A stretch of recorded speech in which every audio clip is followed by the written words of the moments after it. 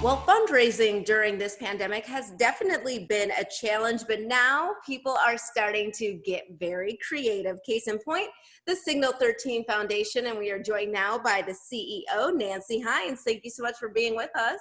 Thank you for having me. So I just want to start out just by asking about the Signal 13 Foundation. What is it exactly? So the Signal 13 Foundation is a nonprofit that provides financial support to police officers in the form of hardship grants and financial, small, no obligation grants, and then college scholarships for their children. So the foundation has been around since the early 80s.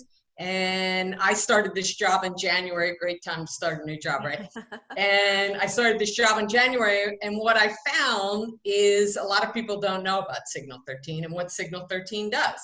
So that's what we do. We're a financial first responder for Baltimore City Police and civilians who work at the department who need help. Last summer, or currently, but last summer there were 2 police officers that were shot.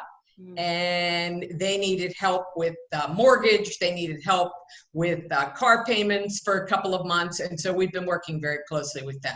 So we do that. And then college scholarships. We've given over 200 college scholarships to their kids in the past 5 years.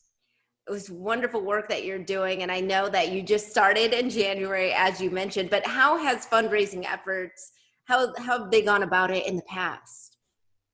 So fundraising in the past is very different than the way it is today. So today there is, usually you'd go out to lunch, have face-to-face meetings, and now obviously I went to lunch up until the very bitter end in mid-March, and then everything is stopped. So that's the traditional way that Signal 13 and all the other nonprofits out there, you meet people, you develop relationships. So being virtual, not only for us, for everybody, you have to be creative. So for example, we are having every year Signal 13 has a crab feast, and it's really an opportunity for us to thank police officers. So the majority of people who attend the crab feast are police officers, and they love it. And it's really just a way for the foundation and board members and our sponsors to say thank you for what you do. And so this year, obviously, we can't do it in person. So we've had to rely on the generous support of our sponsors to buy sponsorships and donate the crabs to police, whether police eat them at home on the weekend. It's really all about honoring the first responders who have been working through this pandemic. And I have to say the reaction or the response from our sponsors has been overwhelming. It's a whole new thing. It's not an event. And they have been absolutely, we're in. So well, I think people are excited to think outside the box and still, try to contribute any way that they can. If someone is watching right now and they want to donate, what is the best way to do that? So they can do it 2 ways. So you can go to our website, www.signal13foundation.org. You'll learn all about the event. You can be a sponsor, which means the levels start, it might be too high for your viewers, I don't know, but at 1,000, and they go up and they can donate the crabs back, or they can just make a donation. And you can do that on the website.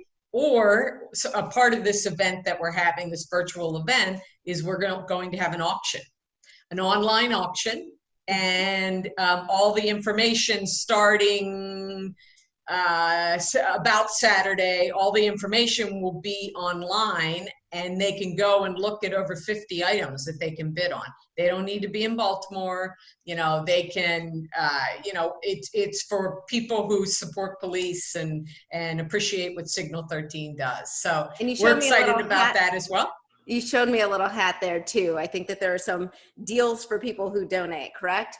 So it's a Signal 13 hat. And it's great. It's cotton, and it fits well. I have a big head, so if you have a big head, it fits you nicely. Signal 13 logo. And if you go onto our website and donate $20, we will give you a hat. All right, Nancy Hines, thank you so much for being with us, and good luck with your fundraising efforts. And we'll be right back with more Midday Maryland right after this. Stay tuned.